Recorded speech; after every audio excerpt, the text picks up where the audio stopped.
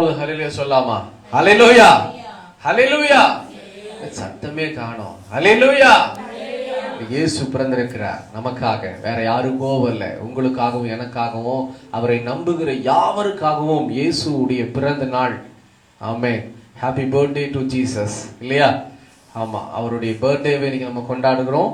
அந்த பர்த்டே இன்னைக்கு கர்த்தருடைய பிரசன்னத்துக்குள்ளாக இவ்வளவு நேரம் கர்த்தர் நம்மை நிரப்பினார். இந்த நிரப்பின தேவனுக்கு கொடி ஸ்தோத்திரம், ஸ்தோத்திரம், ஸ்தோத்திரம். இந்த நாளிலும் கூட கர்த்தருடைய நாமம் மகிமைப்படத்தக்கதாய் கர்த்தருடைய வசனத்துக்குள்ளாய் நாம் பிரவேசிக்க போகிறோம். அதுக்கு முன்னாடி Facebookல லைவ்ல பார்க்கிறவங்க, யூடியூப்ல லைவ்ல பார்க்கிறவங்க யாவருக்கும் இதோ கிறிஸ்துவின் அன்பின் சார்பாக, செஞ்சேரி ஜெபத்தின் சார்பாகவும் இயேசுவின் நாமத்தில் உங்களுக்கு கிறிஸ்துமஸ் வாழ்த்துக்களோடு கூட இந்த கர்த்தருடைய வார்த்தைக்கு வரவேற்கிறோம். கர்த்தர் உங்களை ஆசீர்வதிப்பாராக.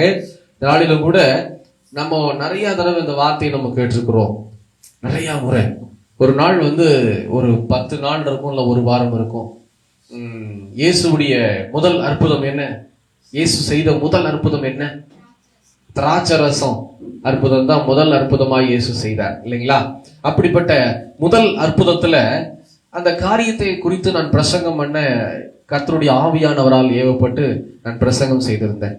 அதை யாரோ ஒரு நண்பர் யூடியூப்ல பார்த்துட்டு அவரு கீழே கமெண்ட் பண்ணியிருந்தார். என்ன அப்படின்னா, இந்த பிரசங்கத்தை தான் நிறைய கேட்டிருக்கிறோமே அப்படின்னு சொல்லி. அந்த வார்த்தை பார்த்தோம் கொஞ்சம் அப்படியே ஆவியில டவுன் ஆச்சு. ஆனா உள்ள ஆவியானவர் பேசினார். எத்தனை முறை பிரசங்கம் கேட்பாலும் அந்த பிரசங்கத்துல ஒரு சில வார்த்தைகள் மாற்றங்கள் உண்டு. ஆண்டவர் திரும்ப திரும்ப ஒரு வசனத்தை கொண்டு பேசுறாருன்னா அந்த வசனத்தினுடைய நுணுக்கத்தை இன்னும் நீங்களும் நானும் அறிந்து கொள்ளவில்லை. அதுதான் உண்மை. இயேசு கிறிஸ்துவிட்ட ஒரு வாலிபன் கேட்கிறான், இந்த மாதிரி, ஆண்டவரே, பரலோக ராஜ்யம் செல்வது எப்படி எப்படி? அவரு என்னன்னு ஆண்டவர் சொல்றாரு, நிறைய கதை சொல்றாரு. வசனத்தின்படி அவன் சொல்றான், எல்லாமே நான் பண்றேனே, ஆகிலும் உன்னிடத்தில் ஒரு குறை உண்டு. அந்த குறையை கர்த்தர் சொல்வதுதான் வசனம். அப்போ எவ்வளவு முறை கேட்டிருந்தாலும் அந்த வார்த்தை இனிமையா இருந்திருக்கும். நான் நினைக்கிறேன் இந்த வாலிபனுக்கு அந்த இனிமை இன்னும் வரலன்னு சொல்லி. ஏன்னா இயேசுடைய வார்த்தை அவ்வளவு இனிமையான ஒரு வார்த்தை. எத்தனை முறை நீங்க பைபிள் எடுத்து வாசிச்சாலும், அதாவது இந்த பைபிள்ல ஒரு சில பேர் இந்த மாதிரி கோடெல்லாம் போட்டு பயங்கரமா வாசிச்சிருப்பீங்க. எக்கச்சக்கமா கோடு போட்டு, பைபிள் காக்க முடியல, கோடு போட்டு அண்டர்லைன் பண்ணி நிறைய வாசிச்சிருப்பீங்க. அந்த மாதிரி பைபிள் நீங்க வச்சு வாசிச்சிருந்தீங்கன்னா அந்த பகுதி எடுத்து மறுபடியும் வாசிக்காதீங்க, பெருசா தெரியாது. ஆனா அதே சமயம் அந்த கோடு போடாத பைபிள், புது பைபிள் பகுதி நீங்க வாசிச்சு முடிச்சிட்டீங்கன்னா அடுத்தது பைபிள் எடுத்துக்கணும். இந்த பைபிள் எடுத்து நீங்க வாசிச்சு பாருங்களேன், நீங்க வாசிச்ச பகுதியே அந்த பகுதியிலே நீங்க வாசிக்காத ஒரு வார்த்தைகள் இருக்கும். எத்தனை முறை நான் திரும்ப திரும்ப பிரசங்கம் பண்ணியிருப்பேன். இந்த வார்த்தையை எவ்வளவோ இடத்துல எத்தனையோ முறை பிரசங்கம் செய்ய கர்த்தர் கிருபை தந்திருக்கிறார். அப்போ இந்த வார்த்தையை நான் ஒவ்வொரு நாளும் ஒவ்வொரு வருஷமும் எடுத்து பார்க்கும்போது, என்னடா போன வருஷம் இந்த மாதிரி பிரசங்கம் இல்லையே, போன வருஷம் இந்த மாதிரி வார்த்தையை உணர முடியலையேன்னு சொல்லி வரும். அப்படிப்பட்டவர் தான் இயேசு, இனிமையானவர். அதுதான் வசனம் சொல்லுகிறது, கர்த்தர் நல்லவர் என்பதை ருசித்து பாருங்கள். இன்னைக்கு நிறைய பேர் ருசி பார்க்காம இருக்கிறோம். ருசி பார்த்தவர்கள் ஆசீர்வதிக்கப்படுகிறார்கள், ருசி பார்க்காதவங்க ஆசீர்வாத குறைவிலே காணப்படுகிறார்கள். அதுதான் வித்தியாசம். நமக்கும் அவர்களுக்கும் வித்தியாசம் அதுவே. கர்த்தர் இதோ வேறு பிரித்திருக்கிறார். எதனால வேறு பிரித்திருக்கிறார்னா, அதாவது இயேசுவை நம்புகிற பிள்ளைகளுக்கும் நம்பாத பிள்ளைகளுக்கும் வேறு பிரித்திருக்கிறார். அந்த வேறு பிரிக்கப்பட்ட நாள் கிறிஸ்துவனுடைய பிறப்பு. அது வரைக்கும் பாருங்க, கிறிஸ்துவுக்கு முன் கிறிஸ்துவுக்கு பின்னெல்லாம் இல்லை. இந்த உலகம் இயேசுவை ஏற்றுக்கொள்ளுதா இல்லையா எனக்கு தெரியாது. நிறைய பேர் இயேசு இல்லைங்கிறாங்க. ஆனா இந்த உலகமே ஏற்றுக்கொண்டு இருக்கு. எப்படி தெரியுங்களா? கிபி கிமு அவருடைய முழு அர்த்தம் என்னங்க? கிறிஸ்துவுக்கு முன் கிறிஸ்துவுக்கு பின். அப்போ கிறிஸ்து இல்லைன்னு சொல்றீங்களா? இல்லவே இல்லை. இந்த உலகம் ஏற்றுக்கொண்டு இருக்கிறது கிறிஸ்துவுக்கு பின் கிறிஸ்துவுக்கு முன்னு சொல்லிட்டு வரலாறு இந்த உலகம், முழு உலகமும், தமிழ்நாடு இந்தியாவில் முழு உலகமும் சொல்லுகிறது. அப்போ இந்த இயேசு உயிரோடு கூட இருக்கிறார். அதுதான் உண்மை. ஆனா இன்னைக்கு உலகமே ஏத்துக்குச்சு, ஆனா கிறிஸ்தவங்க ஒரு சில பேர் ஏத்துக்க மாட்டேன்றோம். அப்படின்னா எப்படி சொல்ல வரேன்னா, இயேசுவை நம்முடைய சொந்த இரட்சகராய் ஏற்றுக்கொண்ட ஜனம் அவருக்கு ஃபர்ஸ்ட் ப்ரிஃபரன்ஸ் கொடுக்கும். அதுதான் உண்மை. அப்போ இன்னைக்கு பாருங்க, நல்ல ஒரு வார்த்தை. இந்த கிறிஸ்து இயேசுவினுடைய பிறப்பின் நாள் எடுத்து வாசிக்கலாம். லூக்கா எழுதின சுவிசேஷம் 2ஆம் அதிகாரம் 11ஆம் வசனம். லூக்கா 2ஆம் அதிகாரம் 11வது வசனத்தை வாசி கேட்கலாம்.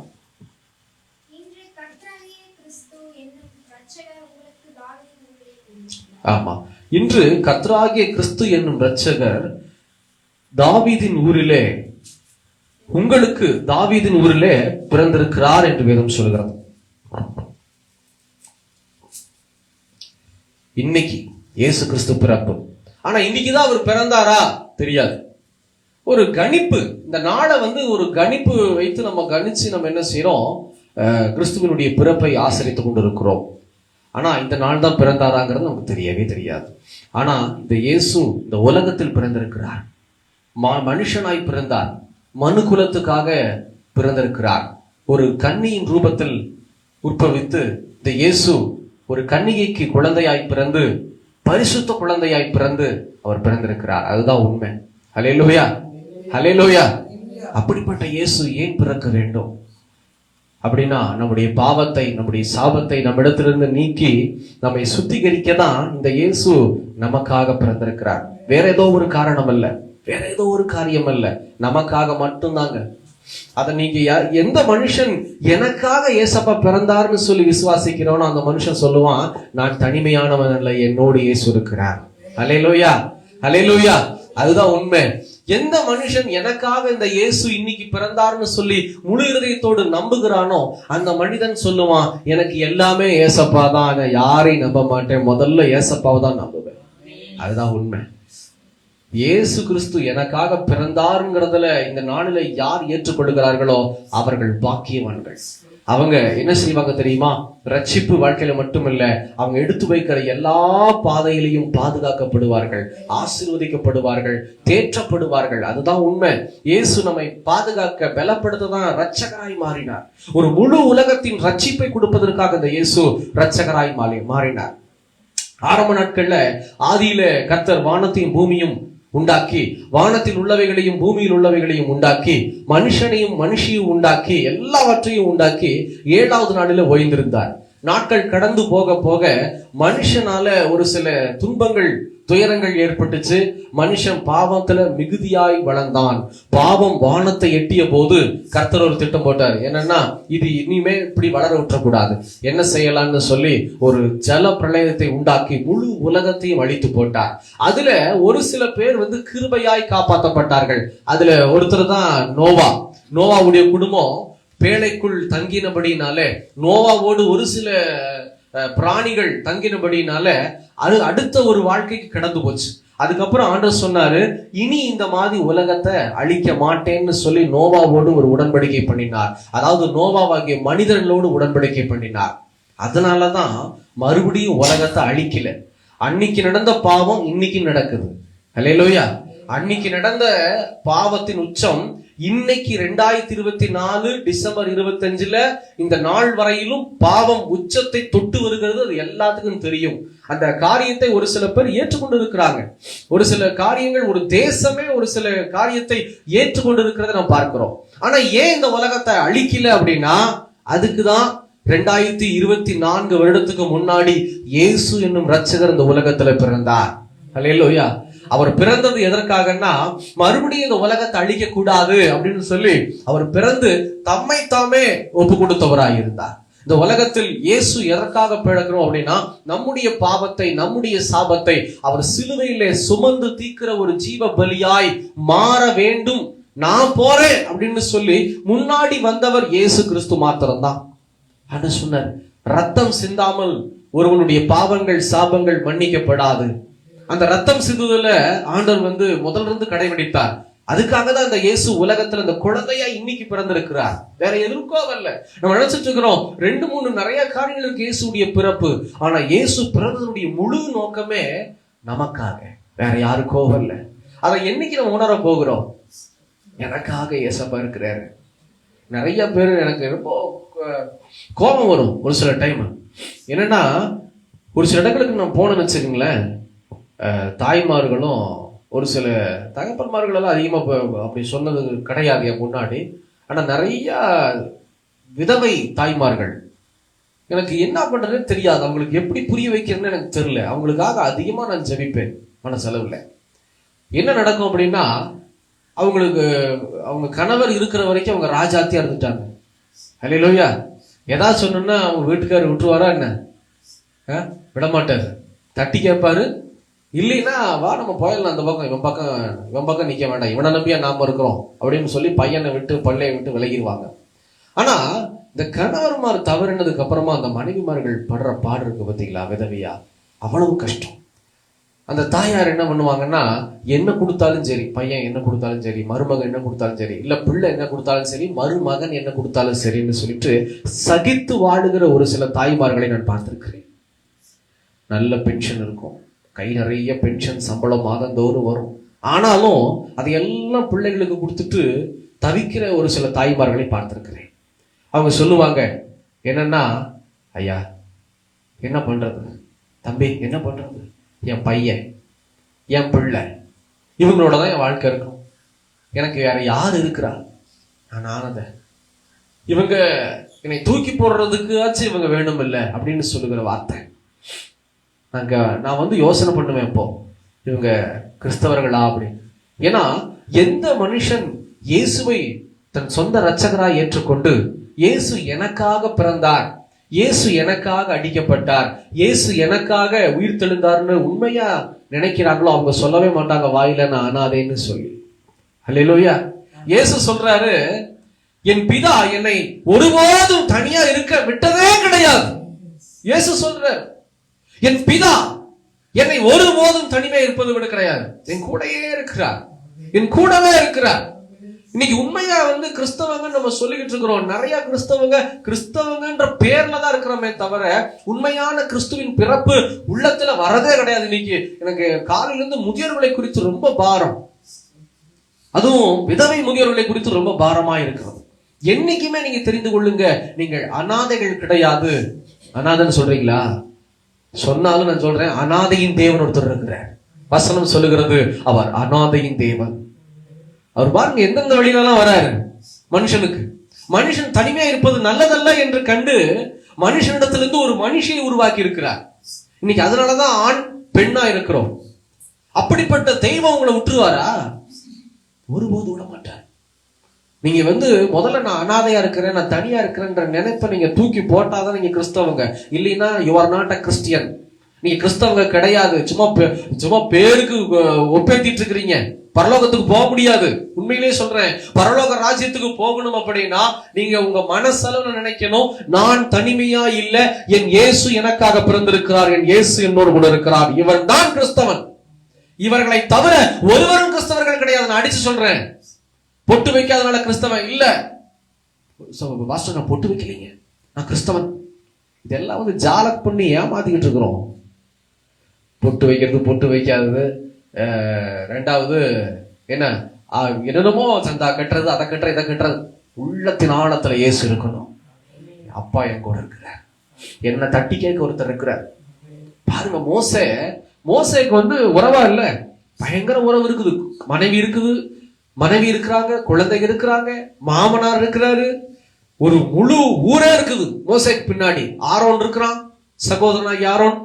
ஆனா மோசேவுடைய கடைசி சடங்கு யாருங்க பண்ணா? கடைசி சடங்கு யாரு பண்ணா? கர்த்தரே பண்ணினார். வேதம் சொல்லுகிறது, கர்த்தரை தவிர ஒருவருக்கும் அந்த மோசையை புதைச்ச இடம் தெரியாதான். அப்ப மோசையுடைய வாழ்க்கை எப்படி தெரியுமா இருக்குது? கர்த்தரையே சார்ந்து இருக்கிறான். எனக்காக ஒருவர் இருக்கிறார். அந்த மோசையுடைய நினைப்பு முழுக்க மனைவி, பிள்ளைங்க எல்லாம் இருக்குது, குழந்தைங்க, குட்டிகள் எல்லாம் இருக்கு, ஜனங்க, ஒரு கூட்ட ஜனங்க இருக்கிறாங்க. ஆனா அவனுடைய நினைப்பு ஆண்டவரையே சார்ந்திருந்தது. இன்னைக்கு நீங்க எல்லாம் கவலையே படக்கூடாதம்மா, ஆண்டவர் உங்களோட இருக்கிறார். அதுதான் உண்மையான கிறிஸ்துமஸ்.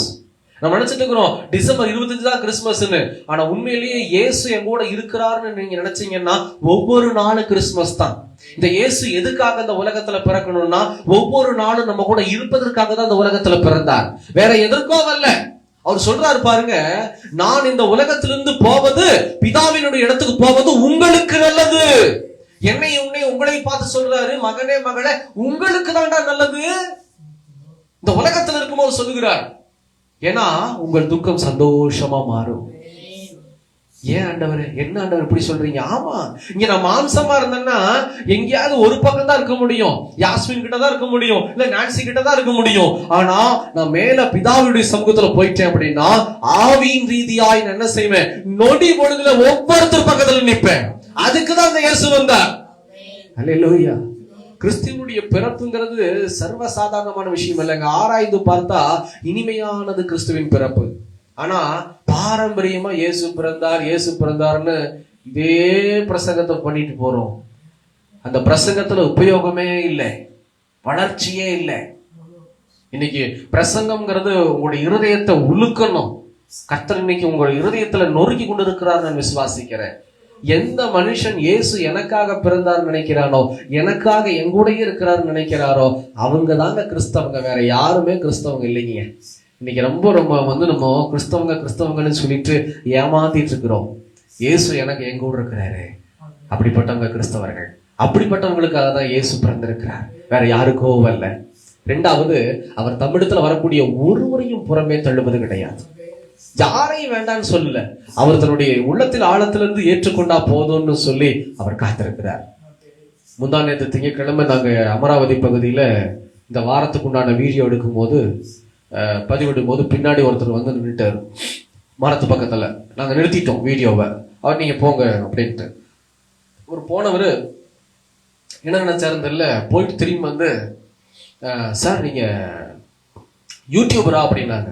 ஆமாங்க, யூடியூபர் தான். ஆனா வந்து கர்த்தருடைய வசனம், அதாவது கிறிஸ்டின் வசனத்தை நாங்க பதிவு பண்றோம் ஒவ்வொரு நாளும் போடுறதுக்கு.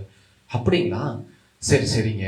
நான் ஒரு முஸ்லீம் தான், மதம் மாறணும்னு சொல்றாங்களே, இதெல்லாம் எப்படிங்க அப்படின்னு சொல்லி ஒரு டவுட்டை கேட்டார். இயேசுக்கும் மதத்துக்கும் சம்பந்தமே கிடையாது. மனுஷங்க தான் என்ன பண்ணிட்டாங்க, மதத்தை உள்ள கொண்டு வந்துட்டாங்க. அதுதான் உண்மை. என் இயேசுவுக்கும் மதத்துக்கும் சம்பந்தம் கிடையாது. இன்னைக்கு மதத்தை வைத்து பிரசங்கம் நாம் செய்யவே கூடாது. மதத்துக்கும் அப்பாற்பட்டவர் என் இயேசு ராஜா. யார் அவர்களை விசுவாசிக்கிறார்களோ அவர்களுக்கு அவர் தகப்பனாய் இருக்காரே தவிர மத தலைவராய் எங்கேயும் இருந்தது கிடையாது.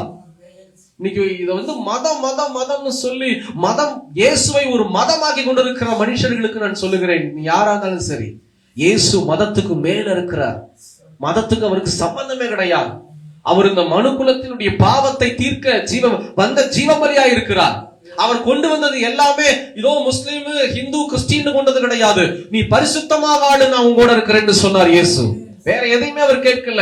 நீ பரிசுத்தமாயிரு, நான் உன்னை உண்டாக்கி இருக்கிறபடியினால் நீ பரிசுத்தமாய் பாரு, நீ பரிசுத்தமாய் கேளு, நீ பரிசுத்தமானதை புசி, அப்படி சொல்லுகிறார் ஆண்டவர். வேற எங்கேயும் வந்து நீ மதத்தை விட்டுட்டு வா. பாருங்க, ஒரு சாதாரண மனுஷன் அதை கேட்கும் போது அவ்வளவு மனசு சங்கடமா இருந்துச்சு. இவ்வளவுதான் அந்த மனுஷனுடைய புரிதலா? அப்ப எந்த அளவுக்கு மதம் எவ்வளவு தூரம் எழும்பி இருக்குன்னு பாத்தீங்களா? இது மதம் அல்ல, கர்த்தராகிய இயேசு கிறிஸ்துவினுடைய ஆசீர்வாதத்தோடு வாழுகிற ஒரு அனுபவம். அதுக்குதான் அந்த இயேசு வந்தார், வேற எதற்கோ அல்ல. பிரியமான ஜனமே, இந்த இயேசு நம்முடைய வாழ்க்கையில வந்ததுக்குரிய நோக்கம் இதுவே. எடுத்தவங்க வாசிக்கலாம். மத்தேயு சுவிசேஷம் 1ஆம் அதிகாரம் 23ஆம் வசனம்.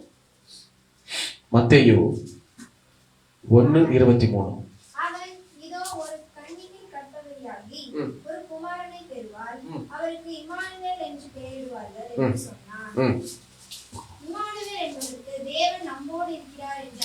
ஆமென். இம்மானுவேல் என்பதற்கு என்ன அர்த்தமாமா? தேவன் நம்மோடு இருக்கிறார். மறுபடியும் சொல்லுங்க பாப்போம். தேவன் இயேசு நம்மோடு இருக்கிறார். நீங்க முதல்ல சொல்லிடக்கூடாது, கடைசியா நம்ம சொல்ல போறோம் உள்ளத்தின் ஆழத்திலிருந்து. இம்மானுவேல் என்பதற்கு பேர் என்னங்க? இயேசு. ஆமென். உண்மையிலே போன வாரம் பாருங்க, சகோதரி ஒரு வார்த்தை சொன்னாங்க. ஞாயிற்றுக்கிழமை சாட்சி நாங்க போகும்போது நானும் நினைச்சு பேசிட்டு போனோம் அந்த வார்த்தையை குறித்து, சகோதரி குறித்து. கர்த்தருடைய நாம் மட்டும் மயப்படட்டும். என்னன்னா, எனக்கு நெஞ்சு வலியா இருக்குது, எனக்கு யாருமே இல்லையே ஏசப்பா. உண்மையான வார்த்தை. இன்னைக்கு மனுஷங்கள்லாம் நம்பிருந்தோம்னு வச்சுக்கோங்க, ஆண்டவருக்கு பிரயோஜனம் இல்லை. இன்னைக்கு உங்க உணர்வு எப்படி தெரியுமா இருக்கணும்? உங்களை சுத்தி எத்தனை மனுஷங்க இருந்தாலும் எனக்காக யாருமே இல்லையே, நீங்க தானே ஏசப்பான்னு சொல்லி அவர் சொல்றாரு. ஆபத்து காலத்துல என்னை நோக்கி கூப்பிடு, நான் உன்னை விடுவிப்பேன், நீ என்ன மயப்படுத்துவ. நடந்துச்சா அந்த வசனம்? ஆபத்து காலத்துல என்ன பண்ணாங்க? அவரை நோக்கி கூப்பிட்டார்கள், இயேசுவை நோக்கி. ஏன் பாஸ்டர், யூ பிரதர், பாஸ்டர் கூப்பிடணும் இப்படி எல்லாம் இல்ல. இயேசு அவ்வளவுதான். நான் சொல்றேன் பாருங்க, இயேசு உங்களோடு கூட இருக்கிறார். நீங்க சமையல் கட்டுல இருந்தீங்களா, சமையல் கட்டுல இருக்கிறார். ஏசப்பான்னு சொல்லி ஒரு நொடி கூப்பிட்டீங்கன்னா போதும், அவர் வந்து நிற்பார். அதை விட்டு போட்டு பாஸ்டர் இல்லன்னா வீட்டுக்கார அத்தான் இல்ல, பழைய காலத்துல தானே கூப்பிடுவாங்க, அப்படி இல்லையா நம்ம வீட்டுல அப்பா. அன்று எங்கேயும் மனுஷனை கூப்பிடு, அப்புறம் என்னை கூப்பிடு சொல்லல. ஆபத்து காலத்துல என்ன நோக்கி கூப்பிடு. அவங்க செஞ்சதை பார்த்தீங்களா? எனக்கு யாருமே இல்லை. இந்த ஒரு வார்த்தை கர்த்தரை அழ வைத்துடும். நான் உனக்காக இருக்கிறேன், இந்த உலகத்துக்கு வந்தது உனக்காக. ஓடி வந்தார் பாருங்க. அடுத்த நொடி அந்த வலி மாறி போய் கர்த்தர் நல்ல சுகத்தை கொடுத்து சாட்சி சொல்ல வைத்திருக்கிறார். அந்த வசனம் நிறைவேறிச்சு. ஆபத்து காலத்துல கூப்பிட்டாங்க, வந்து விடுதலை செஞ்சுட்டாரு வீட்டுல. சாட்சி சொல்லி ஞாயிற்றுக்கிழமை மையப்படுத்தியாச்சு. இதுதாங்க கிறிஸ்தவ வாழ்க்கை. இதுதான் கிறிஸ்தவ வாழ்க்கை. இது வந்து மதத்துக்கு சம்பந்தம் இருக்குதா? இல்லவே இல்லை. எல்லாம் இது வந்து மதத்தை பத்தி பேசி குழப்பம் பண்ணிக்கிட்டு இருக்கிறாங்க. புரிந்து கொள்ளவில்லை. அவர்களை நான் சொல்லுகிறேன், இவர்கள் புரிந்து கொள்ளவில்லை. மதத்துக்கு மேல இருக்கிற ஒரு மனிதர் நம்முடைய இயேசு. இந்த வசனத்தை நீங்க நம்பி கூப்பிட்டீங்கன்னா, நீங்க யாரா இருந்தாலும் அவர் ஓடி வந்து உங்களை தொட்டு உங்களை அரவணைத்துக் கொள்ளுவார். அதுதாங்க ஆண்டவருடைய கிருபை. அம்மாவும் சரி, பிள்ளையும் சரி. பிள்ளை ஒரு நாள் காலேஜ்ல இருந்துட்டு மூக்குல ரத்தமா, மூக்கா வாயா, மூக்குல ப்ளீட் ஆகும் போது போன் பண்ணி முதல்ல பாருங்க இங்க வந்து சொன்னான், அதெல்லாம் ஒண்ணாகாது வா அப்படின்ட்டாங்க. வீட்டுக்கு போன் பண்ணோன்னு, இன்னும் ஏசப்பா இப்படி சொல்றாங்க, ஆண்டவரே எனக்கு எதுவும் இருக்கக்கூடாது, பயமா இருக்கு, என் கூட இருங்கப்பா, இந்த காரியம் நின்று போகணும், எனக்கு பயமா இருக்குது, என் கூட யாரும் இல்ல, எனக்கு பயமா இருக்கு, இனி இது நடக்க கூடாது. அவ கேட்டோன்னு அங்க பாருங்க, வசனத்தின்படி பயப்படாதே, நான் உனக்கு துணை இருக்கிறேன் வசனம் சொல்லுது. அவர் வந்து உடனடியா அந்த ரத்த ப்ளீடிங்கை நிறுத்தி ஆண்டவர் சுகமா வீடு சேர வச்சிட்டார். எவ்வளவு மகிமையான இயேசு தெரியுமா? அதனாலதான் சொல்றேன், இயேசு நம்மோடு இருக்கிறார். அல்லேலூயா. இயேசு உங்களோடு கூட இருக்கிறார். நீங்க நம்பணும். நம்பிக்கையா கூப்பிட்டீங்கன்னா அவர் உங்களை ஆசீர்வதிப்பார். இந்த வீடியோவில் நீங்க பார்க்கிறவங்க ஒரு முஸ்லீமா இருக்கலாம், ஹிந்துவா இருக்கலாம், எந்த சமயத்தை சேர்ந்தவர்களா இருக்கலாம். நான் சொல்றது ஒண்ணுதான், பொட்டு வைக்கிறது அதெல்லாம் நான் சொல்ல மாட்டேன், சபைக்கு வாங்க அதெல்லாம் நான் சொல்ல மாட்டேன். வசனத்தை நம்பி நீங்க விசுவாசமா இயேசுன்னு கூப்பிட்டீங்கன்னா கர்த்தர் உங்களை விடுதலை செய்ய உங்ககிட்ட நெருங்கி வர ஆயத்தமாக இருக்கிறார். அதுதான் உண்மை. இதுதான் கிறிஸ்துமஸ். வேற இதை தவிர வேற கிறிஸ்துமஸ் எதுவுமே இல்லை. முழு மனசோட நம்பி என் ஆண்டவர் என் அப்பா எங்கோட இருக்கிறார். அப்படி நம்புறவங்க ஒருபோதும் கலங்க மாட்டீங்க. அப்படி நம்புறவங்க நாளை தினத்தை குறிச்சு யோசனை பண்ணி கவலைப்பட மாட்டீங்க. ஆண்டவர் சொல்றாரு, நான் உங்கோட இருக்கிறபடினால நாளை தினத்தை குறிச்சு நீ கவலைப்படாத. அல்லேலூயா, அல்லேலூயா. கவலைப்படாத, ஏன்னா அவர் பார்த்து கொள்ளுவார். நீங்க என்ன செய்யணும்? தினமும் ஜெபிக்கணும். ஏசப்பா நீங்க என் கூட இருக்கிறீங்கல்ல, ஸ்தோத்திரம். வசனத்தை வாசிக்கணும், என் கூட நீங்க பேசுங்க ஆண்டவரே. இந்த ரெண்டை தவிர வேற எந்த வேலையும் நமக்கு இல்லைங்க. அதை தவிர பெரிய பெரிய வேலைகள், உலக பிரகாரமான வேலைகள் நீங்க செய்யுங்க. ஆனா இதை செய்யாதபடி செஞ்சீங்கன்னா ஆசீர்வாதத்தை பார்க்க முடியாது. அதை செய்து பாருங்க. இரண்டாவது அடுத்த ஒரு காரியம் என்னன்னா, யோவான் சுவிசேஷம் 15ஆம் அதிகாரம் 16வது வசனம், 15-16. யோவான் 15-16.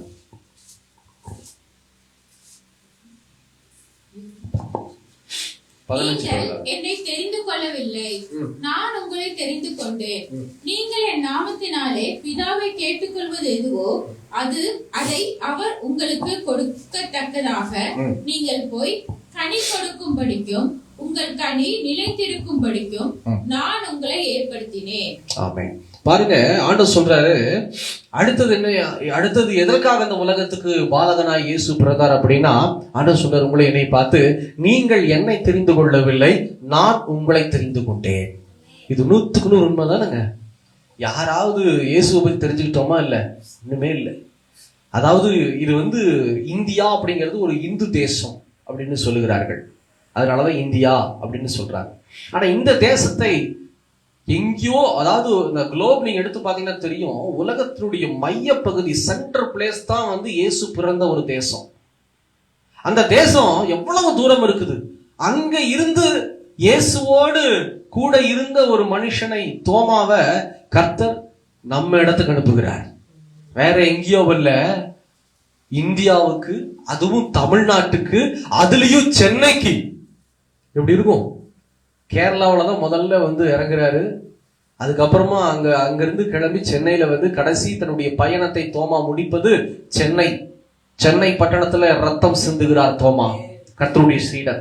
அப்போ நான் சொல்லுகிறேன், இயேசுதான் நம்மை தெரிந்து கொண்டிருக்கிறார். தோமா இங்க வரலினா கண்டிப்பா நம்ம எல்லாருக்கும் இயேசுனா யாருன்னு தெரிந்திருக்க வாய்ப்பே இல்லை.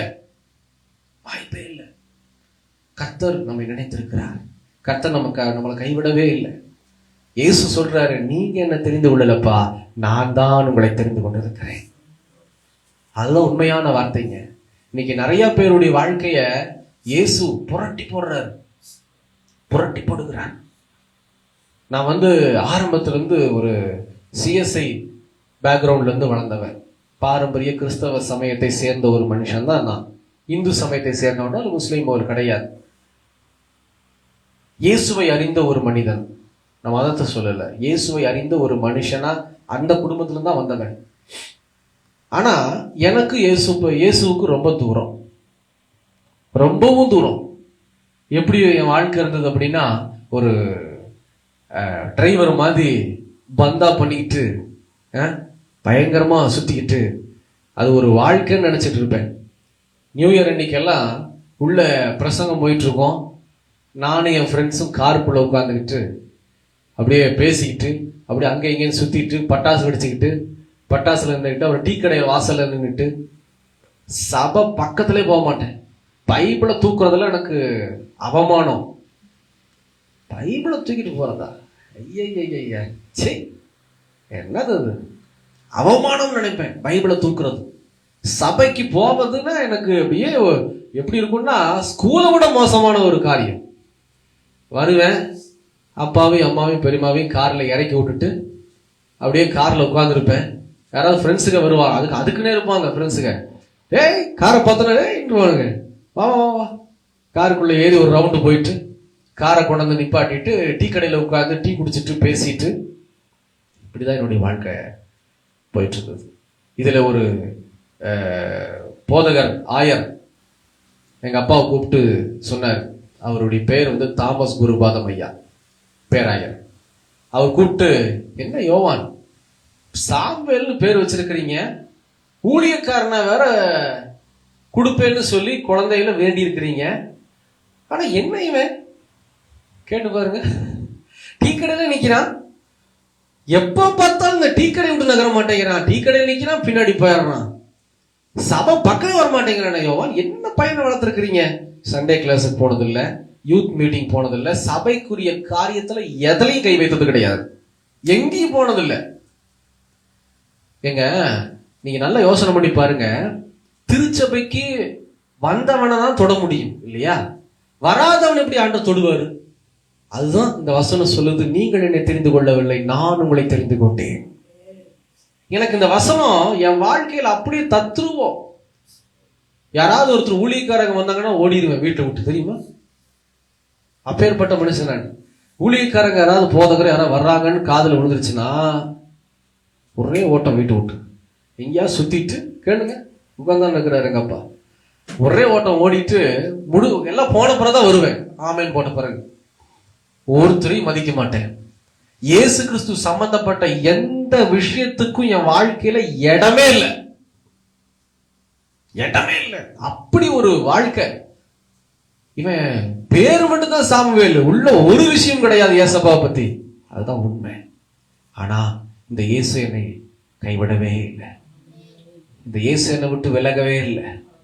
அவர் சமயத்துக்காக காத்திருந்தார். ஒரு சமயம் வந்தது, அந்த சமயத்தை அவர் பயன்படுத்தி என் வாழ்விலே அவர் டைரக்டா வந்தார். அப்பா மூலியமா வரல, அம்மா மூலியமா வரல, பெரியமா மூலியமா வரல, ஊழியக்காரர் மூலியமாவும் வரல, சபை மூலியமாகவும் வரல. யூடியூப் அப்பவெல்லாம் இயேசு என் வாழ்க்கையில வரும்போது யூடியூப் அதெல்லாம் பெருசா பெரிய அளவுல கிடையாது. ஸ்மார்ட் டிவி, ஸ்மார்ட் போன் எதுவுமே கிடையாது அந்த நாட்கள் எல்லாம், பட்டன் போன் தான். இயேசு என் வாழ்வில வந்தபோது அவர் டைரக்டா தான் வந்தார். வசனத்தை கொண்டு வந்தார், பிரத்யட்சமாக வந்தார். நான் மறக்க முடியாத நாள். என்னிடத்துல முதல்ல என்னோடு அதாவது பேசின ஒரு வார்த்தை தான் யோசுவா 1:5. நான் உன்னை விட்டு விலகுவதும் இல்லை, உன்னை கைவிடுவதும் இல்லை. 2வது வார்த்தை முதல்ல ஆண்டவர் என்னோடு டைரக்டா, அதாவது இந்த வார்த்தை கூட ஒரு சகோதரன் மூலமா வந்த வார்த்தை. ஆனா முதல்ல நான் பைபிள் எடுத்து வாசிக்கிறது எங்க தெரியுங்களா? ஃப்ரிட்ஜ் பக்கத்துல கிச்சனுக்குள்ள போய் கிச்சன் டோர் அடைச்சிட்டு அதிகாலையில என்னமோ ஆண்டவர் பேச வராரு, ஏசப்பா என்னன்னு சொல்லி பார்ப்போம்னு சொல்லி பைபிளை ஓபன் பண்ணி, அப்பதான் பைபிளை கிளிஜோசி மாதிரி ஓபன் பண்றேன். அதாவது கீழே விழுந்தாலும் மீசையில மண்ணொட்டாதுன்னு சொல்லுவாங்கல்ல. திடுதுப்புன்னு நான் பாட்டுக்கு பைபிளும் கைமா உட்காந்து வச்சுக்கோங்க. எங்க அப்பா அம்மாவும் மீமி பெரியமாவும் பார்த்துட்டு, என்னடா பைபிளும் கைமா உட்காந்து இருக்கேன்னு சொல்லி கேலி பண்ணிட்டாங்கன்னா அசிங்கம் தானே. நான் பைபிளா தூக்காத ஒரு மனுஷன், இது எப்படி நான் இவங்க முன்னாடி காமிக்கிறதுன்னு சொல்லிட்டு அந்த ஃப்ரிட்ஜுக்கு பக்கத்துல உட்காந்து காலையில அதிகாலையில இருட்டுல லைட் அடிச்சு, அன்னைக்கெல்லாம் இந்த ரிலையன்ஸ் போன் ஆரம்பத்துல கீபேட் ரிலையன்ஸ் போன் லைட் அடிச்சு வாசிக்கிறேன். கர்த்தர் என்னோடு கூட பேசின ஒரு வார்த்தை என்ன தெரியுமா? நீதிமொழிகள் 16:3 உன் செய்கைகளை கர்த்தருக்கு ஒப்புவி, அப்பொழுது உன் யோசனைகள் உறுதிப்படும். இந்த வசனத்தை கொண்டு டைரக்டா ஆண்டவர் பேசினார். அன்னிலிருந்து கர்த்தர் நடத்தி வருகிறார். நான் சொல்லுவேன், நான் உயிருள்ள சாட்சி. நான் சொல்லுவேன், என்னை தேடி அவர் தான் வந்தாரே தவிர அவரை தேடி நான் போகல. அவர் என்ன தேடி வந்ததுனாலதான் இன்னைக்கு வரையில் என்ன தெரியுமா செய்யறாரு? வழி தப்பி போகாம பிடிச்சு இழுத்துக்கிறார். நான் உங்களோட இருக்கிறேன்டா.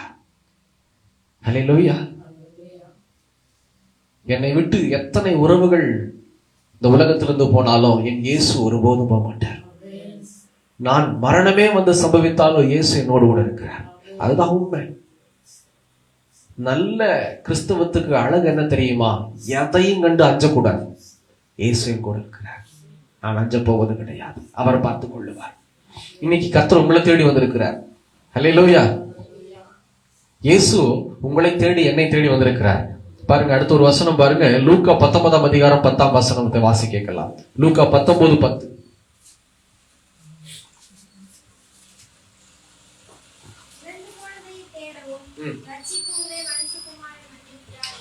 ஆமா, அடுத்தது பாருங்க, எதுக்கு இயேசு இந்த உலகத்துக்கு வந்தார் அப்படின்னா, இழந்து போனதை தேடவும் ரட்சிக்கவுமே மனுஷகுமாரன் வந்திருக்கிறார். ஹல்லேலூயா.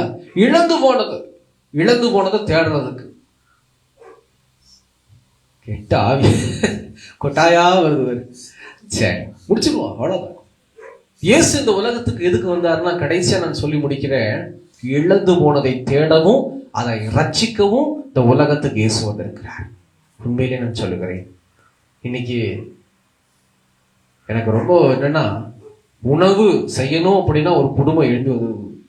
எத்தனை வகை கூட்டு, ஏன் சிஸ்டர், நிறைய கூட்டு பாயாசம் எல்லாம் பண்ணாங்க. ஆனா தன்னுடைய ஜீவனை இழந்து கொண்டு இருக்கிறார்கள் கிறிஸ்துவை விட்டு. இன்னைக்கு இந்த இடத்தையெல்லாம் சுத்தம் பண்றதுக்கு இருக்கிறாங்க. ஆனா இன்னைக்கு வரல பாருங்க. இயேசு அதான் சொல்றாரு, நீ அநேக காரியங்களுக்கு நீ ஓடுற, ஆனா தேவையானது ஒன்று, தன்னை விட்டு ஈடுபடாத நல்ல பங்கை தெரிந்து கொள். அதுதாங்க ஆசீர்வாதம். என்னப்பா இத்தனை வருது இன்னைக்கு, வேணா திருப்பி வைங்கப்பா, சோத்திரம். அப்போ இழந்து போனதை இன்னைக்கு இயேசு இந்த செஞ்சேரி ஜெப வீட்டுல எத்தனை பேர் வந்தார்களோ, ஒரு சில பேர் இன்னைக்கு காணோம். அந்த இழந்து போனவர்களை தேடவும் அவர்களை ரட்சிக்கவும் இயேசு இந்த உலகத்துக்கு வந்திருக்கிறார். அதுதான் உண்மை. கர்த்தர் சொல்லுகிறார், நான் இழந்து போன ஆட்டை தேடவும் ரட்சிக்கவும் தான் அந்த உலகத்துக்கு வந்தேன். இன்னைக்கு வரையில் ஆண்டவர் காத்துக்கிட்டே இருக்கிறார். என்ன தொடர்றதுக்கு எத்தனை வருஷம் காத்திருக்கிறாரு நீங்க நினைக்கிறீங்க? எங்க அப்பா அம்மாவும் பெண் குழந்தை வேணான்ட்டாங்க. எங்க அம்மாவுக்கு என்னமோ தெரியாது, பெண் குழந்தை பிடிக்காது. அடிக்கடி சொல்லுவாங்க, அவன் எங்கேயா நின்றுட்டு இருந்தான்னு வச்சுக்க, வெளியில பிடிச்சு உள்ள எடுக்கணும், அவன் பின்னாடியே நம்ம போகணும். அது எதனால அந்த வார்த்தையை சொல்லுவாங்க எனக்கு தெரியல. அதுக்காகவே என்ன பண்ணாங்களாம், பெண்ணு வேண்டாம், பெண் குழந்தை, நாய்க்குட்டி கூட பொம்பளை நாய்க்குட்டி எங்க வீட்டுல வேணான்ட்டாங்க. தெரியுங்களா? எங்க அம்மா வேணான்னு சொல்லி கொண்டு வந்த பொம்மரணி நாய்க்குட்டிய கூட்டி விட்டாங்க. என்னன்னு தெரியல, அவங்க வாழ்க்கையில ஏதோ ஒரு நெகட்டிவ் அந்த காரியம். அப்போ அப்பா அம்மா வேண்டிட்டாங்களாம், எங்களுக்கு ஒரு ஆண் குழந்தையை கொடுங்க ஆண்டவரே. எப்போ? நான் பிறக்கிறதுக்கு முன்னாடியே. திருமணமாய் ஆல்டர்ல போய் சபையில உட்கார்ந்து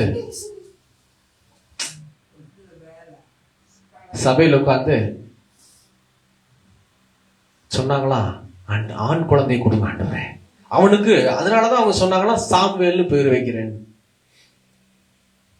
ஆண்டவர் அதை கேட்டு ஆண் குழந்தையை கொடுத்து சாமுவேல்னு பேர் வச்சாச்சு. ஆனா கர்த்தர் என்ன தொட்டது நீ கவனிக்கணும், அங்க கவனிக்க கூடாது. கர்த்தர் என்னை தொட்டது எப்பங்க? ஒரு வயசுல 2 வயசுலயா? இல்லவே இல்லை. 23 வயதுலதான், 22 இல்ல 23 வயதுலதான் கர்த்தர் என்னை தொட்டார்.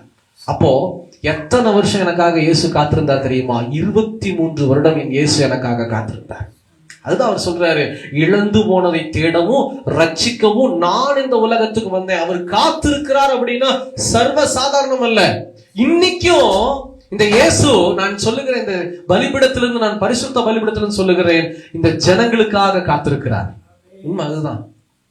பல முறை நான் இந்த இடத்துக்கு நான் போகணுமா அப்படின்னு சொல்லி யோசித்தது உண்டு. உங்ககிட்ட நான் பகிர்ந்து இருக்கிறேன். இவ்வளவு தூரம் வர்றமே ஜனங்களை தொடுவதற்காக. விடமாட்டாரம்மா. நான் சொல்லுகிறேன், இந்த நாளில் சொல்லுகிறேன், இந்த இடத்துக்கு யார் யார் வராம இருக்காங்களோ அத்தனை பேரும் வருகிறதை நம்முடைய கண்கள் பார்க்கும். நான் 1 முறை 2 முறை இல்ல, 10 தடவைக்கு மேல இந்த இடத்துல வரணுமான்னு சொல்லி யோசித்து நான் மாறினது உண்டு, யோசித்தது உண்டு. தேவ சமூகத்தில் பல முறை உபவாசம் பண்ணி ஜெபித்தது உண்டு. இந்த இடத்துக்காக என்ன செய்யணும், கண்டினியூ பண்ணவா இல்ல நிறுத்தவா அப்படின்னு சொல்லி. ஆனா ஆண்டவர் சொன்னதெல்லாம் ஒன்னுதான், இழந்து போனதை தேட. இங்க இருக்கிற ஜனங்க ஒரு சில பேர் இயேசுவை அறிந்தும் ஒரு சில பேர் விலகி இருப்பாங்க, நமக்கு தெரியாது. இழந்து போனதை தேட இயேசு இன்னும் காத்துக்கிட்டு இருக்கிறாரு, இன்னும் காத்துக்கிட்டு இருக்கிறாரு. செஞ்சேரி ஜெப வீட்டுல 6 வருஷம் ஆச்சு. இன்னைக்கு என்ன நாள் தெரியுங்களா?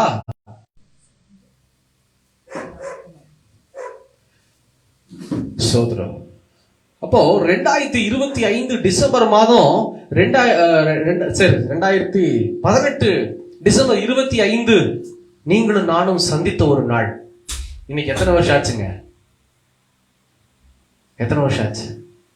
யோசனை பண்ணி பாருங்க, சொல்லுங்க பாப்போம். 2019, 20, 20, 21, 22, 23, 24 6 வருடங்கள் கரெக்ட் ஆயிடுச்சு. இன்னைக்கு நம்ம ஹாப்பி பர்த்டே சொல்லிக்கலாம்.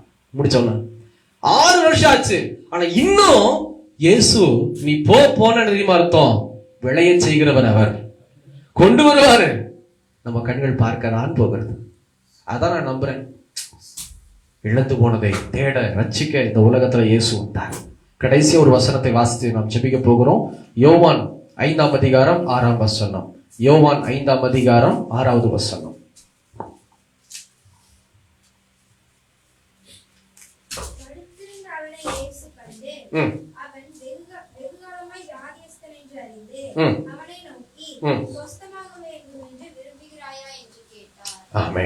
பாருங்க, இயேசு ஒரு இடத்துக்கு எருசலேமுக்கு போறாரு. அந்த எருசலேம்ல பெதஸ்தா என்னும் ஒரு குளம் இருக்கிறது. அந்த பெதஸ்தா குளத்துல என்ன ஒரு விசேஷம் அப்படின்னா, தேவ தூதர்கள் நாள்ல இந்த குளத்துக்குள்ள இறங்கி தண்ணி கலங்குச்சு அப்படின்னா அடுத்த நொடி தேவதூதன் அந்த கலங்கி போனோன்னா, அந்த தண்ணி இறங்கி போனோன்னா கலக்கம் வரும் தண்ணியில. அதை அறிந்து அங்க இருக்கிற வியாதியஸ்தர்கள் குளத்தை தொட்டாங்கன்னா, குளத்துல விழுந்துட்டாங்கன்னா எப்பேற்பட்ட வியாதியா இருந்தாலும் சுகமாயிடும். இது அவங்களுடைய நம்பிக்கை. அது அப்படியே நிறைவேறுகிறது. அப்படிப்பட்ட இடத்துலதான் ஒரு வியாதி படைத்த ஒரு வியாதியஸ்தன் கிட்டத்தட்ட 38 வருஷமா படுத்திருக்கிறான். படுத்த படுக்கையில பக்கத்துல இருக்கிறான். ஆனா முயற்சி எடுக்கிறான், போக முடியல. ஆனா இயேசு என்ன செய்யறாரு? 38 வருஷம் படுத்திருந்த மனுஷனை தேடி வருகிறார். அவன் தேடி போகல, இயேசு தேடி வருகிறார். தேடி என்ன செய்யறாரு? உன் படுக்கை எடுத்துக்கொண்டு நடங்கிறார். அதுக்கு முன்னாடி கேட்கிறாரு, நீ விரும்புறியா? இன்னைக்கு எங்கேயுமே இயேசு கிறிஸ்து விருப்பம் இல்லாம ஒரு மனுஷனையும் தொட மாட்டார். தெரிஞ்சுக்குங்க, நீங்க விரும்பணும். அதுதான் நான் சொல்றேன். உங்களுக்கு ஒருவேளை கர்த்தருடைய அபிஷேகம் வேணும்னா நீங்க விரும்பணும். தேவ பிரசன்னம் வேணும்னா நீங்க விரும்பணும். விரும்பாத எந்த மனிதனையும் ஃபோர்ஸ் பண்ணுகிற ஆண்டவர் நம்முடைய ஆண்டவர் அல்ல. என் வாழ்க்கையில விருப்பத்தை தான் முதல்ல வச்சார். ஃபோர்ஸ் பண்ணி என்ன இழுத்து கொண்டு உட்கார வைக்கல. சபையில ஊழியக்காரனா நீ வந்து ஆகணும்டா சொல்லவே இல்லை. முதல்ல வசனத்தை கொடுத்தார். என்ன தெரியுமா? உன் செய்கைகளை கர்த்தருக்கு ஒப்புவி, அப்பொழுது உன் யோசனை உறுதிப்படுனார். எனக்கு இருக்கிற காரியமா என்ன தெரியுமா, நிறைய யோசனை, எப்படியாச்சும் நல்ல வேலைக்கு போகணும், நல்லா சம்பாதிக்கணும், உள்ள போகணும்னு சொல்லி என் யோசனை முழுக்க அங்க இருந்தது. ஓ, என் யோசனை எல்லாம் உறுதிவிடுமாமே, அப்ப என்ன செய்யணும், உன் செய்கைகளை கர்த்தருக்கு ஒப்புவி. அதை வாசிச்சேன். என்னடா அது என் செய்கையை என்ன ஒப்புவிக்கணும் அப்படின்னு பார்த்தா, பிரேயர் பண்றது, பைபிள் வாசிக்கிறது, இதுதான் நம்ம செய்கை. அதை நம்ம செஞ்சோம்னா ஆண்டவர் என்ன சொல்றாரு, உன் யோசனையை நான் உறுதிப்படுத்துவேன்ட்டார். இதை வச்சு நான் உள்ள வந்தேன் கிறிஸ்துவத்துக்குள்ளேயே, இயேசுக்குள்ள. டெய்லி பைபிள் வாசிக்க ஆரம்பிச்சேன், டெய்லி ஜெபிக்க ஆரம்பிச்சேன். பைபிளை வாசிக்க வாசிக்க வாசிக்க வாசிக்க நான் எதுக்காக பைபிளை தொட்டேனோ, எனக்கு ஒரு சொந்த வாழ்க்கை வேணும், நல்லா வேலை செய்யணும், உயரணும், அதெல்லாம் மாறி போய் இயேசுடைய மகனாய் மாறி, இயேசுடைய சீடனாய் மாறி, இன்னைக்கு இயேசுடைய சீடனாய் நின்று கொண்டு இருக்கிறேன். இதுதாங்க வாழ்க்கை. கர்த்தரின் வாழ்வில் இப்படிதான் வந்தார். வசனத்தை வாசிக்க வாசிக்க என் வாழ்க்கையை புரட்டி போட்டு இன்னைக்கு அவருடைய ஊழியக்காரனாய் நிறுத்தி இருக்கிறார். அதனாலதான் சொல்றேன், நீங்க வசனத்தை வாசிக்க வாசிக்கதான் உங்க வாழ்க்கை தரம் மாறும், உங்க வாழ்க்கை உயரும். உங்க வாழ்க்கை உயரணுமா, உங்க வாழ்க்கை ஆசீர்வாதமா இருக்கணுமா, உங்க வாழ்க்கை பரிசுத்தத்தோடு, அதாவது எல்லாரை விட நான் உயர்வா இருக்கணும், நான் நல்லா சம்பாதிக்கணும், வீடு கட்டணும், கார் வாங்கணும், இது எல்லாத்துக்கும் ஒரே ஒரு வழி என்ன தெரியுமா, பைபிளை வாசிச்சு நல்ல வாழ்க்கை அமைத்துக் கொள்வது. கர்த்தர் உங்களுக்கான வழிவாசலை உண்டாக்குவார். சில பேர் பைபிள் வாசிச்சா வந்துருமா அப்படின்வாங்க. அவங்க தெரிஞ்சு பேசுறாங்க, தெரியாம பேசுறாங்க தெரியல. நீங்கள் பைபிள் வாசிக்க வாசிக்க கர்த்தர் நல்ல வாசல்களை உங்களுக்கு திறப்பார். நல்ல ஆண்டவர் உங்களை போதிச்சு அழகா இந்த வழியில போ, அந்த வழியில போகாத, இப்படி போ, அப்படி போன்னு சொல்லுவார். அழகா சொல்லுவார், கைட் பண்ணுவார். என் வாழ்க்கையை கைட் பண்ணின இயேசு உங்க வாழ்க்கையை கைட் பண்ணுவார். பாருங்க, அந்த மனுஷனை எப்படி அழகா கைட் பண்றாரு தெரியுமா? நீ விரும்புறியான்னு கேட்கிறாரு. ஆமா ஆண்டவரே. உன் படுக்கை எடுத்துக்கொண்டு நட. 38 வருஷம் படுத்திருக்கிறான். அவன் படுக்கை எடுத்துக்கொண்டு சர்வசா நடந்து போயிட்டு இருக்கிறான். அதாவது 4 நாள் படுக்கையில் இருந்தாலும் என்ன தெரியுமா கொடுக்கணும், பிசியோதெரபி கொடுக்கணும். டாக்டர் நீட்டுங்க பண்ணுங்க, நீட்டுங்க இது பண்ணுங்க, இப்படி நீட்டுங்க. பிசியோதெரபிஸ்ட்க்கு எவ்வளவு தெரியுமா சம்பளம் இன்னைக்கெல்லாம்? ஃபீஸ் பயங்கரமா கொள்ள ஃபீஸ். ஆனா இயேசு விடுதலைய இலவசமாய் கொடுத்தார். 38 வருஷம் படுத்த அந்த மனுஷனை தேவன் விடுதலை செய்தார். இன்னைக்கு இந்த செய்தி கேட்கிறதால என் சகோதரனை, என் சகோதரியே, இன்னைக்கு இயேசு இவ்வளவு நேரம் உங்க கூட அதான் பேசிட்டு இருக்கிறார். இதுதாங்க கிறிஸ்துவின் பிறப்பு. இதை தவிர கிறிஸ்துவின் பிறப்பு வேற எதுவுமே இல்லை. இயேசு உங்களுக்காக பிறந்திருக்கிறார், உங்களுக்காக பிறந்திருக்கிறார். நான் விசுவாசத்தோடு இந்த கிறிஸ்துவின் பிறப்பின் நாளிலே சொல்லுகிறேன், இதோ வர வேண்டிய குடும்பம் வரும். இயேசு கிறிஸ்துவின் நாமத்தில் கொண்டு வரப்படுவார்கள். இன்னைக்கு இந்த குடும்பம் வந்திருக்குது. குடும்ப தலைவரும் ஒரு நாள் வருவார். அல்லேலூயா. குடும்ப தலைவரும் அவருடைய தம்பியும் வருவார். எல்லாரையும் ஆண்டவராகிய இயேசு கிறிஸ்து கூட்டி சேர்க்கிற ஒரு நாள் இருக்கிறது. அந்த நாளில இதோ இயேசு மகிமையாய் விளங்க போகிறார். அதற்காக தான் அவர் காத்துட்டே இருக்கிறாரு. ஒருபோதும் நம்மளை கைவிட மாட்டார், நம்மளை நித்தமும் நடத்துவார். உங்களை என்னை நேசிக்கிறார். அதுதான் உண்மை, அதுதான் கிறிஸ்துமஸ். 2வது இதோ அந்த கிறிஸ்துமஸ். இன்னொரு காரியம் கடைசியா சொல்லி முடிக்கிறேன். என்னைக்குமே இந்த இயேசுனுடைய பிறப்பினுடைய அன்பை நம்ம தெரிவிக்க மறக்கவே கூடாது. நம்முடைய வாழ்க்கை தாங்க அதுக்கு அச்சாணி. நம்ம ஆண்டவருடைய அன்பை தெரிவிக்கணும் அப்படின்னா நம்ம வாழ்க்கை மாறினாலே போதும், நம்முடைய இயேசு நம் மூலமா வெளிப்படுவார். அப்படியே கண்களை மூடி ஜெபிக்கலாமா? தலைகளை தாழ்த்தி. எங்களை நேசிக்கிற நல்ல ஆண்டவரே, இந்த வேலைக்காக நன்றி செலுத்துகிறோம்ப்பா, ஒப்பு கொடுக்கிறோம் ராஜா. கிறிஸ்துவினுடைய பிறப்பின் நாளை ஆண்டவரே நீர் எங்களுக்கு தந்தீரே, உமக்கு ஸ்தோத்திரம், உமக்கு நன்றி செலுத்துகிறோம். இந்த நாளிலும் கூட இயேசுவே நீர் எங்களோடு கூட இருப்பதற்காக உமக்கு ஸ்தோத்திரம். முதல்ல நீங்க நம்பணும், இம்மானுவேலராய் தேவன் நம்மோடு கூட இருக்கிறார், தேவன் நம்மோடு கூட இருக்கிறார். பிரியமான ஜனமே, இயேசு உங்க கூட இருக்கிறார். அதுதான் கிறிஸ்துமஸ். இயேசு உங்க கூடவே இருக்கிறார், உங்க பட்சத்துல இருக்கிறார், உங்க அருகாமையில் இருக்கிறார். அதுதான் உண்மையான கிறிஸ்துமஸ். ஆண்டவரே அப்பா, இந்த வார்த்தை யாரெல்லாம் விசுவாசிக்கிறாங்களோ அவங்க எல்லாம் தொடுங்கப்பா, அவங்களை எல்லாரும் ஆசீர்வதிங்க, பலப்படுத்துங்க ஆண்டவரே. அவங்களுக்கு இருக்கிற வியாதி, பலவீனம், பயம் எல்லாம் நீங்கட்டும் இயேசுவின் நாமத்தில். பழையவைகள் ஒழிந்து போயிட்டோம், எல்லாம் புதிதாய் மாறட்டும் ஆண்டவரே. இழந்து போனதையும் ரட்சிக்கவும் என் தேவன் வந்தீரேப்பா ஆண்டவரே. எங்க வாழ்க்கையில எல்லாவற்றையும் என் தேவன் திரும்ப தந்து ஆசீர்வதிக்க போகிறீர், பலப்படுத்த போகிறீர். உண்மையாலுமே இயேசு என்னோடு கூட இருக்கிறார் என்பதை விசுவாசிக்கிறவர்களுக்கு இந்த கிறிஸ்துமஸ் ஆசீர்வாதமா கொடுங்க, தேற்றுங்க, கூடவே இருங்க, கூடவே இருங்க. துதி கன மகிமை எல்லாம் என் இயேசு ஒருவருக்கேன்னு சொல்லி எங்களை தாழ்த்தும், அர்ப்பணிக்கிறவரும் யாக்குகிறோம். தொடர்ந்து ஆசீர்வதியும் இயேசுவின் நாமத்தில் ஜெபிக்கிறோம் பிதாவே. ஆமென், ஆமென்.